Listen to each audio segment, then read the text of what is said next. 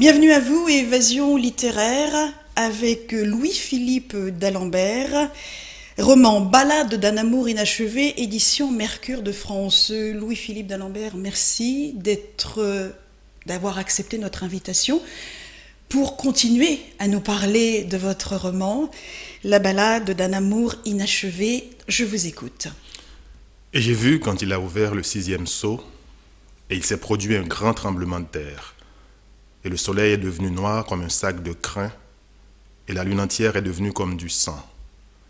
Et les étoiles du ciel sont tombées sur la terre, comme lorsqu'un figuier secoué par un grand vent jette ses figues encore vertes. Et le ciel s'est retiré comme un rouleau qu'on enroule, et toute montagne et toute île ont été ôtées de leur place. Apocalypse. Alors pourquoi Apocalypse avez-vous... 6, Oui, versets avez-vous 12 et comment... 14. Voilà, très bien. Précision. Pourquoi avoir commencé ces premières pages avec l'Apocalypse? Parce que c'est quand on vient d'une culture, en fait, où il y a eu une présence très forte de la religion, aussi bien en Italie qu'en Haïti, c'est évident qu'il y a une référence là à faire avec l'Apocalypse, hein, où justement le terme dit ce que ça dit, une catastrophe immense. Et surtout, pour moi, ce qui était plus important, c'est l'allusion à l'île et à la montagne. Donc, c'est-à-dire l'île, donc Haïti, forcément, et la montagne dans les Abruzzes et montagne en Haïti. Donc j'ai bien choisi cet extrait de l'Apocalypse pour à la fois dire le tremblement de terre et pour dire les deux pays. Il est important, à la lecture de votre roman, que les choses se déplacent. Le déplacement, le rêve d'ailleurs, et vous parlez aussi de polyphonie. Qu'est-ce que c'est que tous ces termes? Le déplacement, c'est un petit peu le reflet. Vous disiez que c'est un roman qui est très proche de moi, c'est vrai. Donc c'est un reflet de ce que j'appelle mon vagabondage, le fait de vivre ici et là, et d'avoir depuis quand même, on va dire, peut-être 25 ans maintenant, un triangle dans ma vie. Et ce triangle, c'est Haïti d'abord, la France et l'Italie. Donc je vis entre ces trois pays, auxquels je fais parfois des infidélités, dans la mesure où je vis parfois ailleurs, j'ai vécu dans d'autres pays aussi. Donc c'est l'idée de déplacement, on le retrouve dans tous mes romans, et encore plus dans celui-ci. Vous avez parlé aussi... Alors je veux parler de rêve d'ailleurs, de rêve d'ailleurs. Polyphonie. Oui, voilà. donc...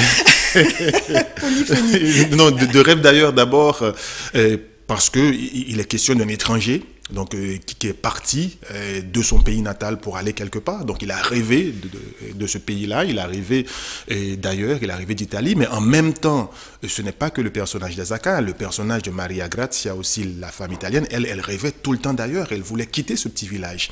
Elle ne pouvait plus vivre dans ce village, elle avait besoin d'air, de respirer. Et puis polyphonie, c'est un mot bien compliqué pour dire que l'histoire est racontée sur 2 niveaux, parfois sur 3 niveaux. Donc ça se raconte justement, ça raconte l'enfance du personnage d'Asaka, donc il y a un bond en arrière de 25 ans, et puis ça revient au présent, son présent qui est le présent de l'Italie, et puis il y a quelque part un bond aussi en avant par rapport aux funérailles qui sont célébrées après le tremblement de terre du 6 avril 2009.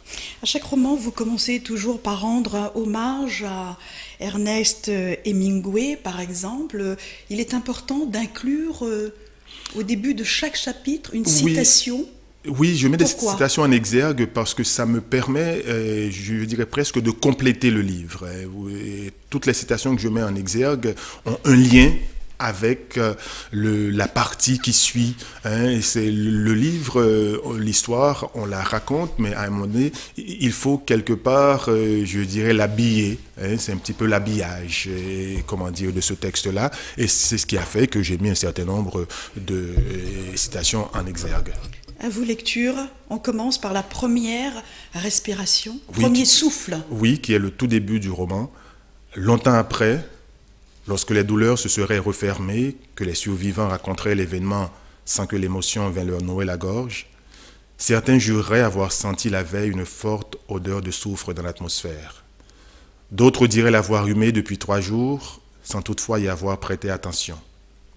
Les plus imaginatifs, ou les mythomanes, c'est selon, ajouteraient qu'ils avaient senti par moments une boule de la taille d'un ballon de rugby se déplacer dans leur poitrine, accompagné d'une sensation d'étouffement qui leur avait enlevé le sommeil. Les mauvaises langues ne manqueraient pas d'insinuer qu'ils avaient confondu Pâques et Noël, baffré trop de soupe de châtaigne et de pois chiches durant ces 3 jours, qu'elle leur était restée sur l'estomac, que la prise d'une cuillerée à soupe de bicarbonate diluée dans un verre de jus de citron légèrement sucré aurait épargné à tout le monde leur boniment. Peut-être, allez savoir, l'odeur n'avait-elle pas peut-être l'odeur n'avait-elle existé que dans leur imagination, ou n'avait-elle pas été assez persistante pour qu'on s'en alarmât. Bien. Alors, Louis-Philippe, est-ce que ce sont des témoignages, avant tout?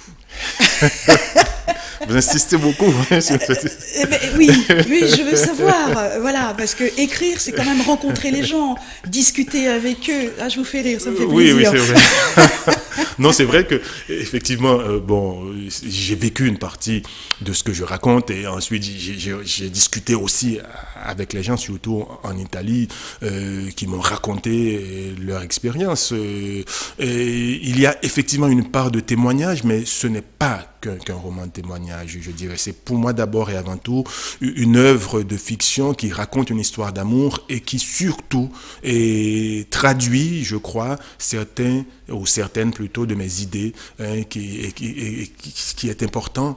Et pour moi, c'est la rencontre entre les gens, la rencontre entre les êtres humains, le vivre ensemble, qui fait que Azaka, qui vient d'ailleurs, Azaka qui est étranger, qui au départ est reçu avec une certaine hostilité, et petit à petit, les gens apprennent à l'accepter, et lui aussi, il apprend à vivre avec les autres. Il y a beaucoup de métaphores dans ce roman. Premier cri, respiration. Deuxième cri, respiration. Troisième cri, respiration. Quatrième cri, respiration finale. Donc, tout au long, on doit respirer. Oui, parce que... C'est très intérieur, finalement. Oui, parce que les 2 personnages principaux, Azaka et Maria Grazia, se retrouvent coincés sur les décombres à un moment donné de leur vie. Donc, quand on est coincé comme ça, on a l'impression d'étouffer, on manque d'air. Et de temps en temps, il faut gérer le peu d'air qu'on a pour crier, pour appeler au secours, et c'est ce qui est arrivé à Azaka, c'est ce qui est arrivé aussi à Maria Grazia. Donc il y a des moments où on a besoin, on manque d'air, on a besoin de respirer, et on crie. On crie très fort quand on retrouve le souffle, quand on retrouve assez d'air, et puis à un moment donné, on manque d'air aussi. Donc d'où cette construction donc, entre cri et respiration. Et vous, le vôtre? J'aime bien la manière dont vous voulez toujours ramener l'histoire à moi. Mais oui, parce que c'est la vôtre, finalement. Oui, non, vous l'avez écrit où? C'est vrai. Elle a été écrite où Et pour terminer, on parlera de votre respiration pour terminer, mais vous l'avez écrit où, ce roman? Je l'ai écrit entre Haïti et l'Italie, justement, les 2 endroits où je me suis retrouvé. Ça a commencé en Italie, dans les Abruzzes. Je suis passé par Haïti et ça s'est terminé en Italie, donc c'est le cri que je pourrais lancer encore une fois en tant que citoyen, en tant qu'être humain. C'est pour moi ce roman est l'illustration de ce que j'ai envie de dire, de cet humanisme qui traverse le roman, où que les gens, où qu'ils soient, d'où qu'ils viennent, quelle que soit leur couleur de peau, doivent apprendre à vivre ensemble. Le vivre ensemble, c'est très important. Et votre cri à vous final pour ce roman, et nous allons nous quitter, quel est votre cri? Lorsque vous avez terminé d'écrire ce roman, alors est-ce qu'il y a eu, je pense, beaucoup d'émotions, des larmes? Un narrateur, un auteur, quand il écrit, il pleure après un roman. Celui-ci... Moi, j'étais, disons, comment dire, c'est comme si j'étais libéré d'un poids. De quelque chose qui était en moi, et je ne pensais pas l'écrire, que je n'avais plus envie de l'écrire après avoir vécu le tremblement de terre en Haïti, donc que je me suis senti soulagé.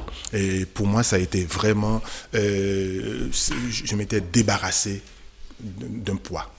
Merci à vous, Louis-Philippe d'Alembert, d'être venu sur le plateau de OM5 TV pour nous présenter votre roman, La balade d'un amour inachevé, édition Mercure de France.